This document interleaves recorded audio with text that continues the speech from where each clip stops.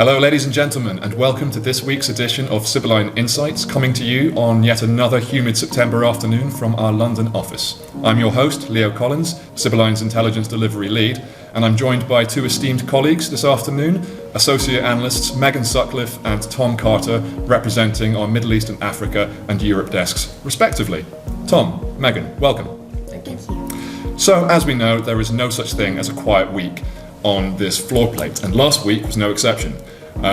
But before we crack on to focus on what I know Tom is keen to explore, namely Chinese influence across Europe, let's spend the next few minutes capturing some of the other key headlines, starting in the US. So, Megan, on 12th of September, House Speaker Kevin McCarthy announced that he will task 3 committees with executing a formal impeachment into President Joe Biden, focusing on financial corruption. Is this going to impact Congress just a little bit?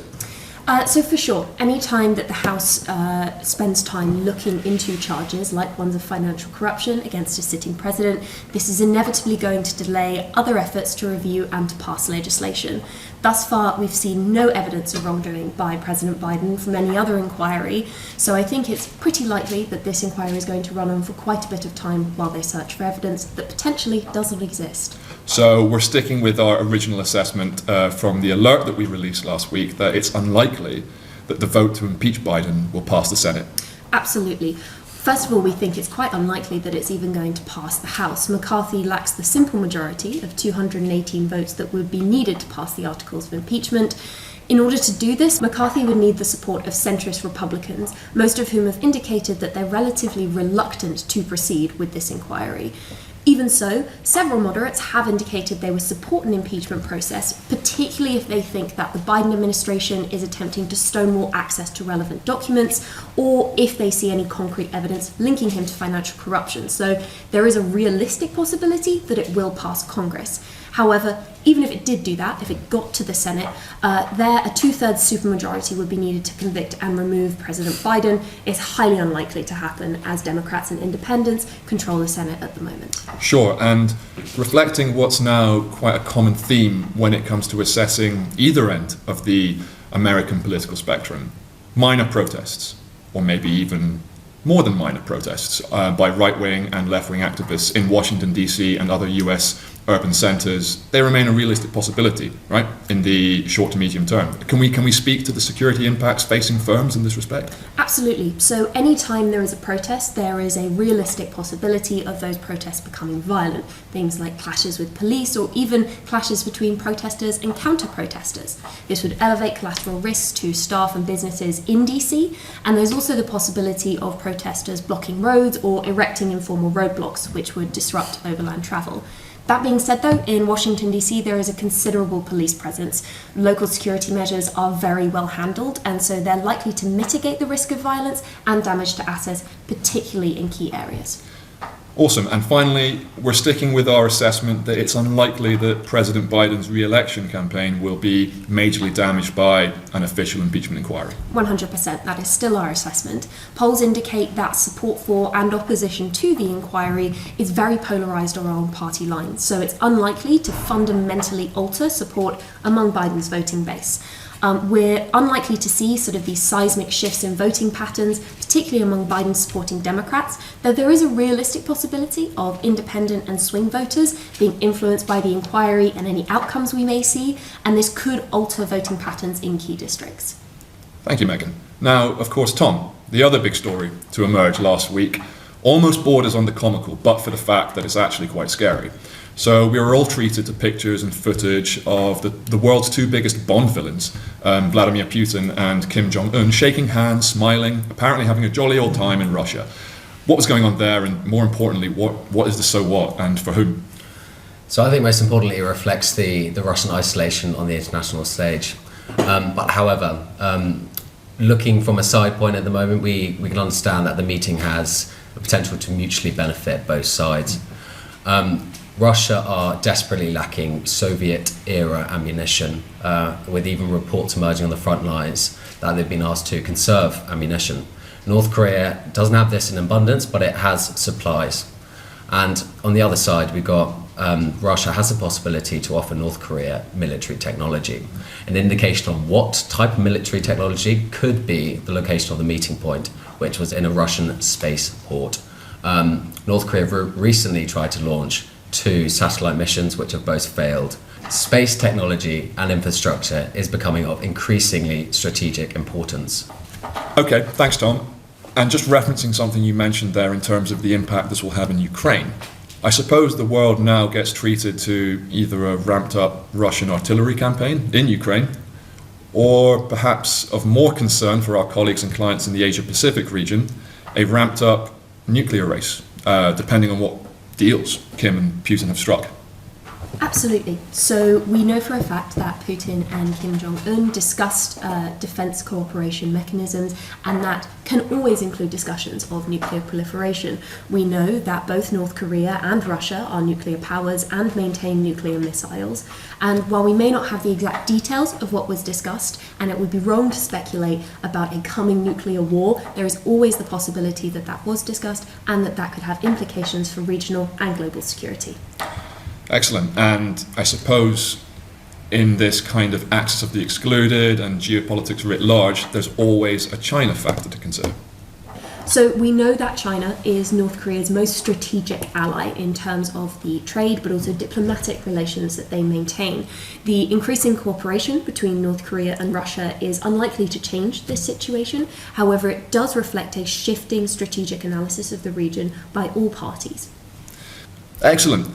And now, before we move on to the main topic of the Insights edition today, i.e. Chinese influence in Europe, I know that Megan wanted to touch briefly on some rather breaking news in the Sahel, namely Mali. Yes, thank you, Leo. So over the past 2 weeks, we have seen a significant uptick in activity from the Coordination of Movements for Azawad, which is a Tuareg rebel network in northern Mali. On the 11th of September, the group announced that they consider themselves to be at war with the Malian state, essentially ending the 2015 Algiers Agreement, which settled the separatist conflict between the two. Since then, CMA militants have attacked at least 2 military bases in the Gao and Tombouctou regions, and it seems that there is an escalating offensive, particularly in these areas. We are concerned that this will result in an elevated risk profile for northern Mali, a deteriorating security environment, particularly considering the fact that Al-Qaeda and Islamic State militants are already active in northern Mali, have been conducting a blockade against the city of Timbuktu, and we're seeing the drawdown of UN peacekeepers throughout this year. Just drawing on that final point, we know from 2012 that when the CMLA, is that the correct acronym? Yeah, they wanted to set up this independent state of Azawad, and jihadists essentially piggybacked the movement to try and spread their influence throughout all of Mali. Now this was countered by a French-led operation, Serval and then Barkhane. France isn't exactly in Bamako's good books right now. So what can Bamako do in terms of its wider support base to prevent any potential scenario evolving? So far we've seen 2 main avenues of action from the authorities in Bamako. The first is an increasing reliance on the Russian private military corporation, the Wagner Group. While we know that there are certainly changes that are going on with Wagner's structure and personnel, we're likely to see a continuation of the use of mercenaries in Mali in order to counter this threat. Secondly, what we've seen is increasing diplomatic efforts from the Malian military government to consolidate security within the region. Just 2 days ago, we saw reports that an alliance of Sahelian states had been struck between the military governments of Mali, Burkina Faso and Niger that would probably allow them to increase their cross-border coordination in terms of countering transnational terrorist threat. That being said, though, all 3 of those governments suffer from widely understaffed and under-equipped militaries. They have been thus far unable to counter the spread of jihadism and, of course, the rise of Tuareg violence. And so whether or not this is actually going to stem the tide, it's quite unlikely. And in a sentence, which firms, which companies, which entities are likely to be the most impacted by the situation? So the firms that are most likely to be impacted by the rising violence and security environment deterioration are NGOs, so humanitarian organisations, particularly those operating in rural areas, and of course mining firms. Mali, Niger and Burkina Faso are well known for their natural resources, including gold and phosphates, so any business that is involved in mining high value resources and minerals will likely be targeted both in situ, in mining areas, but also while they are travelling overland. Thank you, Megan. Okay, Tom, let's talk China in Europe. So, last week there was a fairly huge headline-grabbing story and potentially really quite embarrassing story for His Majesty's government regarding an espionage threat stemming from a story about a political advisor who was arrested in March because of ties to Beijing. Can you talk more on this subject and what it means for wider government policy going forward? Absolutely, thank you. So as you said, it's an awkward situation. It's the most notable espionage case between China and the UK for a number of years. So he's a parliamentary researcher who was arrested in March along with another individual, but the main antagonist in this situation is the parliamentary researcher. The reports came out on the Sunday Times. And they essentially highlighted that he had been working with a number of high-level Conservative members and had these allegations have been put forward of espionage. This is not a new scenario for the UK Parliament, not necessarily even just the UK Parliament. There's been espionage scandals in both Canada and Australia. The MI5 had previously warned about potential Chinese espionage cases within the UK Parliament, one in 2021 and one in 2022. So as I said, this is not new. And I think which is bringing all this to light is in July the Parliament's Security and Intelligence Committee, an independent function of Parliament responsible for the UK's intelligence community, posted its China strategy, highlighting that the government's measures are inadequate. We're dealing with Chinese security threats to the national infrastructure, specifically highlighting that China are using increasingly sophisticated espionage operations.